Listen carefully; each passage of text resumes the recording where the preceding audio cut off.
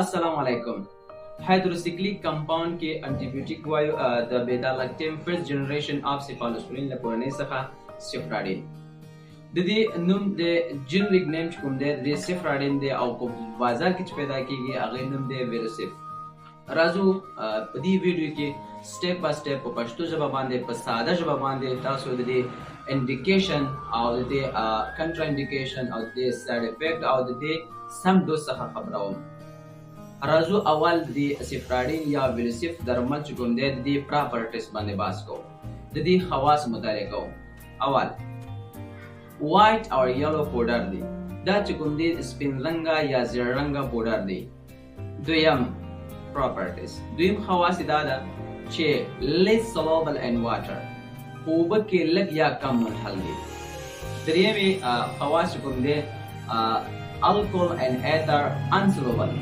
یعنی په الکول او په ایتر کې چې دی غیر منحل دي.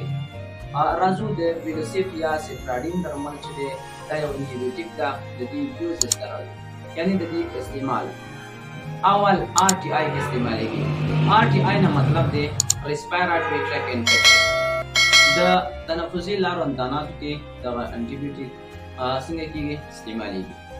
دویم یوزش دا ده چې UTI urinary tract infection د بولی لارو انداناتو کې دغه درمنګ ناروغ ته څنګه کوو توصیه کوو. درېیمه د دې انډیکیشن چې دی هغه سکین انفیکشن د پوستکي په انداناتو کې دغه درمل څنګه کوو منګه کاروو. څلورم د دې انډیکیشن دا ده چې اوټایټس میډیا د منځنۍ غوږ التهاب کې دغه انټي بيوټیک څنګه کېږي استعمالولی شو. پنځم استعمال چې کوم دا ابسس یو ناروغ دانې لري نو د هغې دپاره موږ کولی شو چې دغه ويلوسيف یا cephradin انټي بيوټیک څنګه کړو توصیه.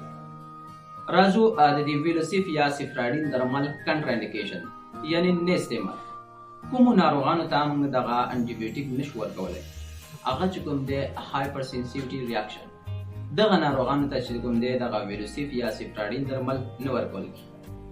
راځو د دې نه بعد چې دی د دې دقیق ډوز تاسو ته معرفي کوم چې د دې دقیق ډوز فار اډالټ د غټانو دپاره او د فار چلډرن د ماشومانو دپاره څنګه توصیه کېږي. ډوز یې دا کپسول د ويلوسيف یا cephradin چې د غټانو دپاره 250 ملي ګرام نه تر 500 ملي ګرامه هر 8 ساعته بعد د ډوډۍ نه وروسته توصیه کېږي. یعنی آفټر میل د دې یوز دی. او فار چلډرن دپاره کوم چې ماشومان دي ماشومانو دپاره چې دی 50 ملي ګرام نه واخله تر 50 ملي ګرامه پر کېجي